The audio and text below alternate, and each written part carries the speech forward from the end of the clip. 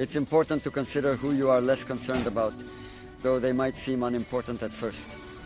Their actions can provide insights. Hi everyone.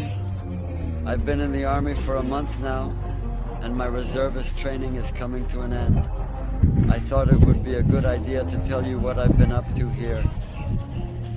This month has been one of the toughest of all the reservist trainings I've done, but it has uncovered many different facets of Israel to me.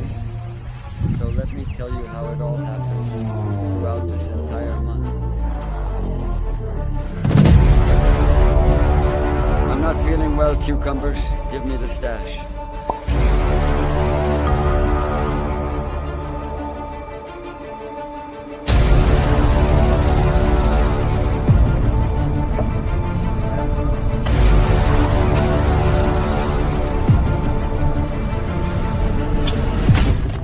Let me tell you a little bit more about myself. I was drafted, and our very first week is starting. This is a drill. During the drill, we run, train, shoot, and take moral lessons, basically improving our combat readiness. This time, we took a very interesting Bohan exam. First of all, you run and hit the punching bag, and then a terrorist immediately attacks you with a sharp knife. After that, you quickly run and shoot. You have exactly 12 bullets for 3 different targets at various distances. Then you run again and carefully strap a gun onto a dummy. After that, a few days later, we arrived here at the base. The only thing is, we've been at this base for about 3 weeks. Reservist training for Belfora generally and typically usually lasts approximately 28 days. And in these 28 days, we managed to conduct thorough patrols on foot and by car, diligently ensuring the safety and security of the area.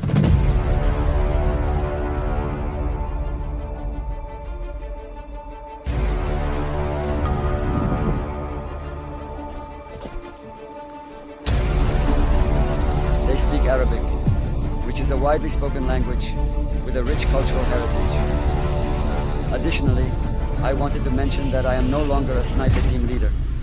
I have now transitioned to a role in the command unit, where I oversee and coordinate various operations. I drive this thing, manage radios, and basically do a lot of different stuff. I carefully deploy the drone to thoroughly check and make sure there are no stone throwers on the rooftops. I don't know, I run around with the company commander dealing with various issues and providing psychological support. He supports us because, well, you know, that's just, how it works, essentially. This is what our command unit looks like. Rodney the driver and the radio operator, or the other way around. He's the radio operator, and I'm the driver. There are a couple more guys. In the mornings, we drive along the local roads every day. We carefully check to make sure no dental devices have been placed there, and we do this thoroughly. Everything is absolutely fine. Everyone will definitely go to work. They really need to get there. And we do the same thing in the evening, every day. If something unexpected happens in our area of command, we immediately go there and solve those problems. See you next time. Besides patrolling, we also do various tasks and responsibilities. That is, both combat missions and regular ones, like escorting a detainee. That's how I saw for the first time what prisons look like here. A temporary detention center for Palestinians. According to the Palestinians, it's much better than what they have over there in their territories. So, do you remember what you did there?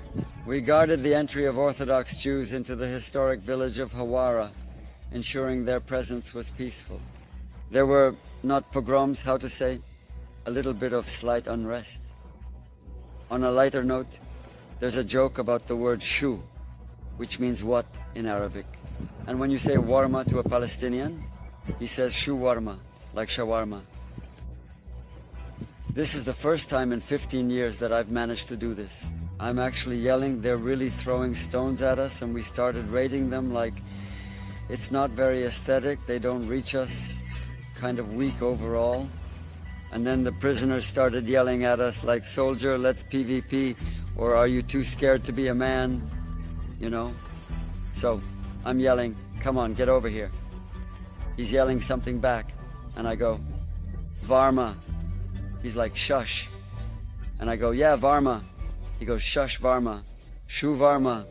Ah, Shu Varma." And then he started cursing in Arabic. Our guys were just stunned. So, in the mornings, you get up very, very, very early. By the way, they drink lots of black coffee here. So actually the taste of the Israeli army is, well, the smell of black coffee in the early hours of the morning against the backdrop of such beautiful and breathtaking scenic landscape views. Also, by the way, an interesting fact is that there are actually two mountains here, Arbraha and Arklalia. This is the very Mount Gerizim, the Mount of Blessing. And over there is the very Mount Ebal, the Mount of Cursing. Over there you can't see it in this weather right now, but during the day you can see Hadera from here. Currently you can see Hadera from here. On the other side, over there, you can see the cities of Jordan. And what the company commander mentioned is that from the neighboring mountain, from the neighboring hill, in good weather, besides these two borders, you can also see Mount Hermon, which is our northern border. And you truly realize just how really small Israel really is. In the end, you understand why you're here and what you're doing.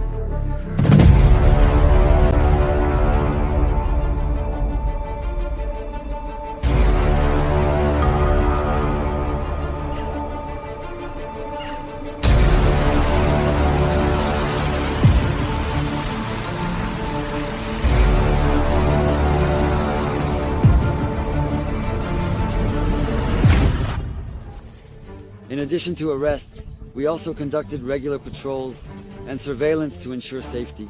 In the mornings, you wake up at 6 a.m. all groggy, feeling tired and sluggish. Evening and morning patrols are part of your daily routine. We cleared some more debris on the roads when there were traffic jams. We set up checkpoints, meaning we checked Arab cars to see if they had anything. For the record, we weren't interested in drugs. Do they have any weapons? Anyone look suspicious? During we've been here, there have been 2 terrorist attacks. Like this, like this, like this. Actually, there were 3. The first one was on Friday, just as we arrived.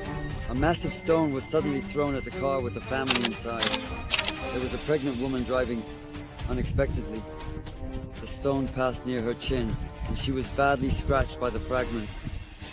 3 children were sitting slightly in the back, but you could say that no one was hurt in any physical way or injured in the incident, except for their psyche, mentally. That's it.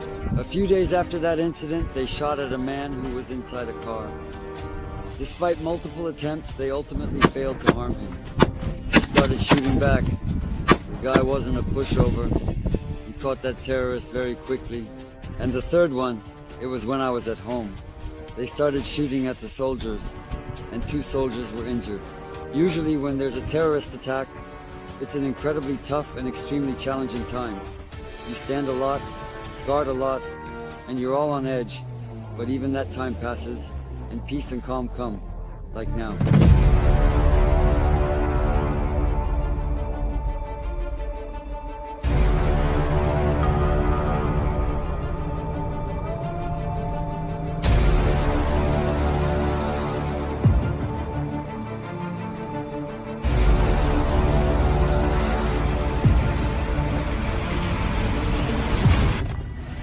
And also, the moon, but it's definitely not the moon. It's absolutely a street light. There's a wild fog here. Fog is slightly wild, but it's not cold yet. Or maybe it's cool, but you don't really feel it. This is what our little kitchen looks like. And for those who don't know, we make toasts. We make toasts with this thing, gvinat sauba. Govnats is short for gvinat sauba, which is a term used in our context. That's what it's called, and it has a specific meaning. Govnats toast govnats, and many people have asked what kind of fighters they are, and why they are on my weapon. I prepared for this army in advance, and as a joke, I ordered 2 assault grips. I ordered eggs and a regular assault grip, but the tube was held up at customs. They said it was a part of a weapon, but the eggs passed through without any issues. And you know, it turned out to be the best purchase on AliExpress in recent times, because they are convenient since they are not too long. They are easy to hold from any side. You can press the gun. They don't obstruct the view. You can easily grab them from below, from the side, or press them towards yourself. And they are quite ergonomic and extremely very comfortable. That's the whole open secret. And why are they on the side? Because there's nowhere to attach them on the underbarrel grenade launcher. And the underbarrel grenade launcher is the most useful weapon in the territory of Judea and Samaria. I hope I have shed at least a little bit more light on how exactly our gatherings usually take place and unfold. The Israel Defense Forces is undoubtedly the best army in the world. See you soon, and bye.